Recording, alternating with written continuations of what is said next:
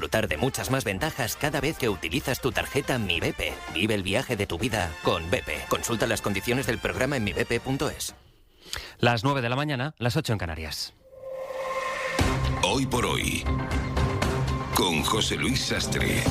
La tensión en la frontera rusa con Ucrania sigue marcando la actualidad. La ministra de Defensa, Margarita Robles, ha pasado esta mañana por Hoy por Hoy aquí en la SER con un mensaje: apuesta por la vía diplomática y llama a Fernando Bayo a evitar el dramatismo. Robles reconoce que la situación en el este de Europa es preocupante y difícil. Insiste en destacar las palabras del jefe de la diplomacia europea, de Josep Borrell, que ayer pedía no dramatizar, puesto que de momento Rusia se limita a amenazar a Ucrania, e insiste en la apuesta por la vía diplomática. No, la vía diplomática no caduca nunca. Lo que no podemos es tratar de negar la evidencia de que hay una situación de riesgo, que hay una situación de peligro, y yo confío en que al final se imponga el sentido común.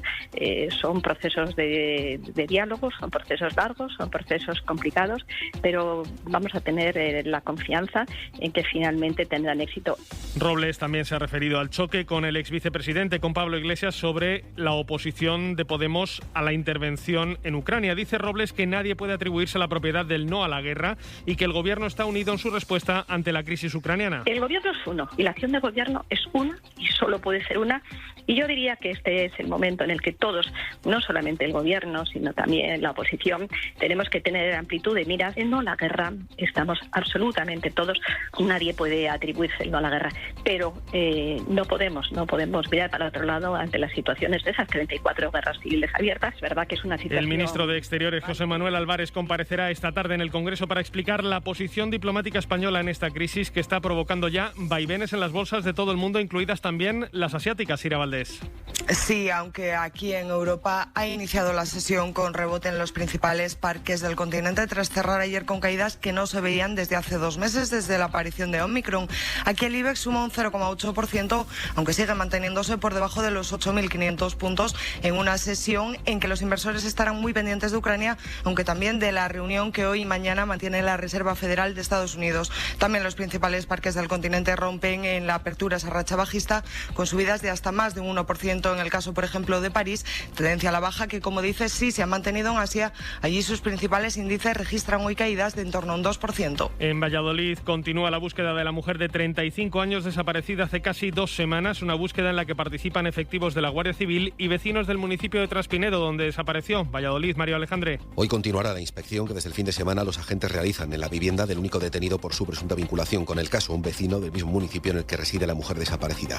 Siguen dependencias policiales y en las próximas horas quedará a disposición del juzgado en el que ha recaído el caso. Emilio Álvarez, subdelegado del Gobierno en Valladolid. La Guardia Civil sigue registrando, seguirá registrando el domicilio del detenido hasta que, tal y como marca la ley, tenga que entregarlo al juez, que será en el día de hoy. También en las próximas horas se van a reanudar las batidas selectivas en el entorno de la localidad de Traspinedo. En estas labores se utilizan drones y perros especializados en la búsqueda de personas. En media hora arranca en la Audiencia Provincial de Madrid el juicio al líder de Más País, Íñigo Errejón, acusado de un presunto delito leve de maltrato por propinarle una patada a un hombre que insistió en hacerse un selfie con él, Alfonso Gea. Así es, en 30 minutos el diputado de Más País tiene cita con la titular del juzgado número 16 aquí en Plaza de Castilla.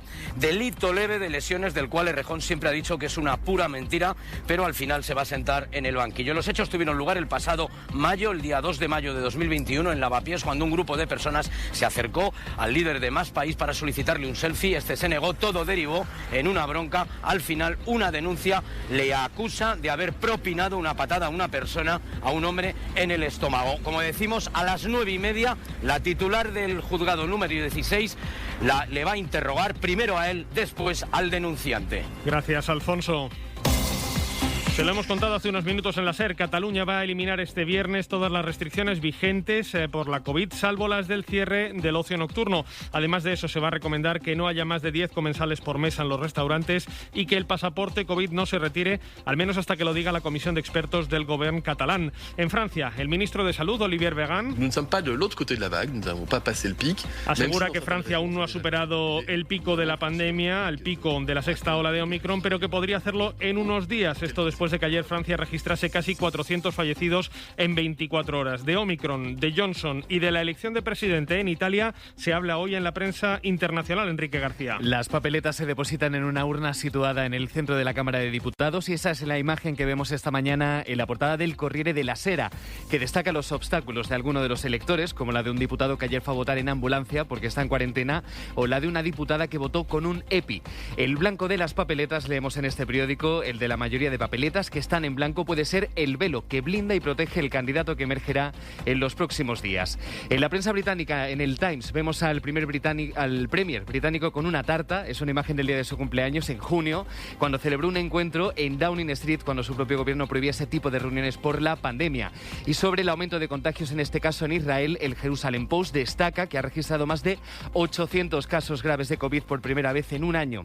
Y un último asunto que leemos en la edición australiana del Guardian: el Open de Australia había prohibido al público llevar, como estaban haciendo muchos, camisetas con la pregunta ¿dónde está Peng Shuai?, la tenista china cuyo paradero es todavía una incógnita. Bueno, pues ha despertado tantas críticas y tal revuelo que esa prohibición, cuenta el The Guardian, se ha revertido. Ahora pueden portar camisetas con esa pregunta siempre que su comportamiento sea el adecuado. Bueno, veremos cuál es ese comportamiento adecuado. Gracias, Enrique. Precisamente del Open de Australia, Rafa Nadal, Sampe va a estar en las semifinales del torneo. Sí, se ha impuesto con mucho trabajo al canadiense Denis Shapovalov en 5 sets. Había ganado los dos primeros por 6-3 y 6-4, pero se vino abajo afectado por el calor en pista, problemas de estómago y problemas en el cordaje de sus raquetas para perder los dos siguientes por 4-6 y 3-6. En el quinto se rehizó para imponerse 6-3 en el definitivo. A lo largo de la mañana conoceremos al segundo semifinalista, que saldrá del Monfils, Berrettini. Además, los hispanos se juegan también el pase a semifinales del Europeo de Balonmano. Desde las 3:30 de la tarde, España-Polonia. La victoria y el empate les clasifica, les valdría también la derrota siempre que Suecia pierda con Noruega. En la previa habla Jordi Rivera. Pensar en que dependemos de nosotros en la última jornada es un elogio al trabajo que ha hecho el equipo a lo largo de este campeonato. Nuestro fuerte tiene que seguir siendo la defensa, arropando a nuestro portero, pudiendo salir al contraataque.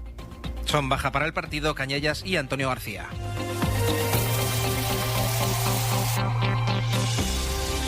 Rosa Márquez, buenos días.